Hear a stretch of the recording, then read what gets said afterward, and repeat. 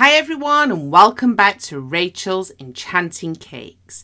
Today I'm going to be showing you how to turn your Terry's chocolate orange into Frosty the Snowman with this amazing chocolate velvet effect. It's a very simple technique to achieve. It looks fantastic, super easy, and yes, it's just cocoa butter. As always, everything you need to know in a simple step-by-step format with very limited equipment used, so excellent for any new beginner baker. Let's make a start. Take a Terry's chocolate orange egg, take it out of its packaging and place directly onto some baking paper. Using some liquid glucose, simply brush this over your Terry's chocolate orange. This will act as a glue for the fondant. You will find it a lot easier to use if you heat up the liquid glucose beforehand. On a dusted down surface, roll out exactly 150 grams of white fondant, keeping this in a circular shape. Carefully place this over your chocolate orange, negotiating the pleats from the top to the bottom. Using a flexible smoother by Squire's Kitchen, I then simply smooth around the Terry's chocolate orange and underneath. Do not worry if you don't have this piece of equipment, as it is not essential. Now, using a sharp knife, simply cut away the excess fondant. For Frosty the Snowman's arms, start with a ball shape and simply roll this into a cone before you apply this directly to your Terry's chocolate orange with either some edible glue or cooled down boiled water.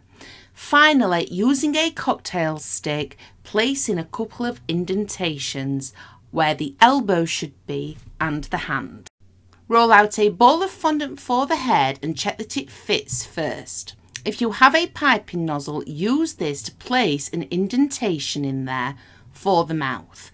If not, you can just use a cocktail stick, but that's a great tip to get the perfect mouth shape. Simply stick this on with some edible glue. If you own a ball tool, you can now place indentations directly into the snowman's head for where the eyes are going to go. However, don't worry if you don't have this piece of equipment, as you can simply roll out 2 small balls of black a little later on in this tutorial. In order for the velvet effect to work, you now need to place this directly into your freezer. You now need a cocoa velvet butter spray. These are widely available in different brands and different colours. Follow the instructions on the particular brand that you have. I have placed my snowman on a plate. He has come directly out of the freezer. The cocoa butter has been warmed up just as the instructions stated, and then you simply spray this directly over the snowman.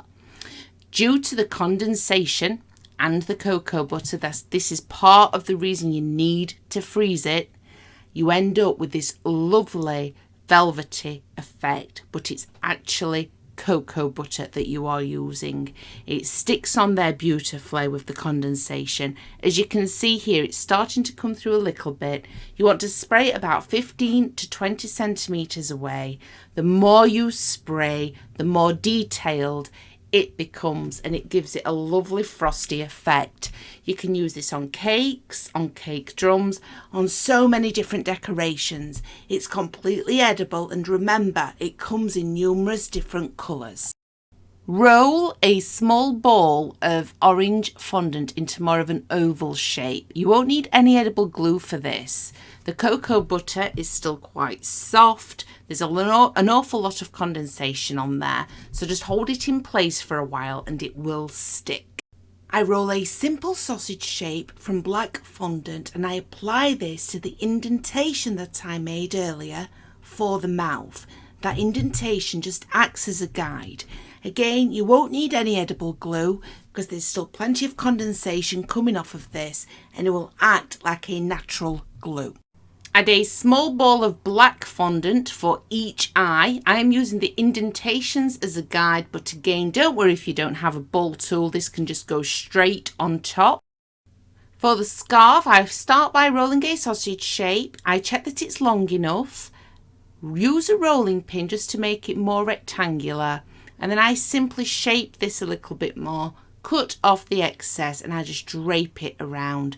Your cocktail stick is your best friend with this. Just add a few indentations and a little bit more detail.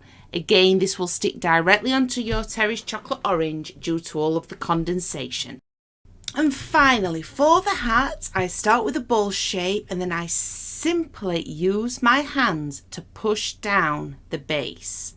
This gives the form of a hat. You then want to just go around the rim and just lift little bits up just to give it more character. This is not modelling paste, this is just fondant.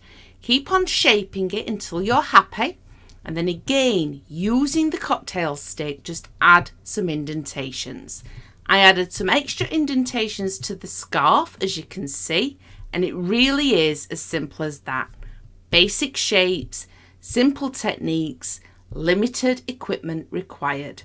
Happy baking, everyone. I really do hope I've helped you again today, and I will be back soon with an awful lot more new, completely free content.